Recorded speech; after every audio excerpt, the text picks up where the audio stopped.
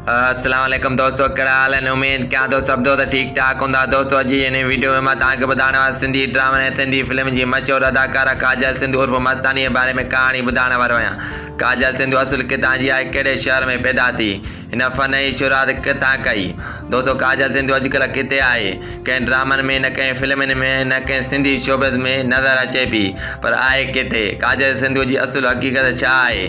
हिन वक़्तु किथे रहंदी आहे? आख़िरकार शोबस खे छो छॾे ॾिनो आहे? मां तव्हांखे हिन वीडियो में ॿुधाइण वारो आहियां। तफ़सीली स्टोरी शुरू करण खां पहिरियां मां तव्हांखे हिकु गुज़ारिश कंदुमि, जेकॾहिं तव्हां हिन वीडियो खे लाइक न कयो त लाइक ई कयो। जेकॾहिं तव्हां चैनल ते मुंहिंजे ते नवां आहियो, अली रज़ा मैसर यूट्यूब चैनल ते महिरबानी करे सब्सक्राइब करे घंटीअ जे निशान ते ज़रूरु क्लिक कयो। काजल सिंधु नएंदेरे शहर लाड़काने ज़िले में पैदा थी। दोस्तों काजल सिंधु असुल शहर नएंदेरो आहे।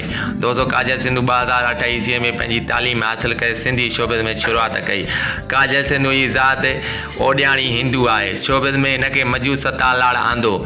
दोस्तों काजल सिंधु सिंधी इष्ट ड्रामनि में फ़न जी शुरूआत कई, जंहिंमें मशहूरु ड्रामो रोपलो, दोदे सुमरे मौत, इन खां अलावा दुबई ताईं मशहूरु ड्रामा पिणु करे चुकी आहे।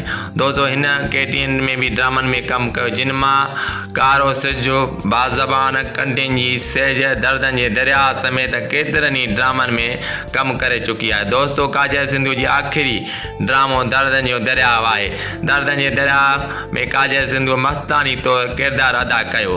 काजल सिंधु केतिरनि ई फिल्मनि में पिणु कमु करे चुकी आहे। दोस्तों दर्दनि जे दरिया ड्रामे बाद काजल सिंधु जी शादी पंहिंजे माइटनि मां थी। इन करे काजल सिंधु हिन वक़्तु शोबिस खे हमेशह लाइ अलविदा चई चुकी आहे। काजल सिंधु शोबिस में पंहिंजी ज़ात बदिरां सिंधु सॾाण लॻी। दोस्तों काजल सिंधु जी शादी थियण बाद हिन वक़्तु उमरकोट में रहंदी आहे। दोस्तों उमेद कयां थो त हीअ स्टोरी तव्हांखे ज़रूरु पसंदि आई हूंदी। दोस्तों स्टोरी पसंदि अचण ते वीडियो खे लाइक कंदा, चैनल ते नवां आहियो त चैनल खे सब्सक्राइब करे घंटीअ जे निशान ते ज़रूरु क्लिक कंदा। सभिनी दोस्तनि जी महिरबानी।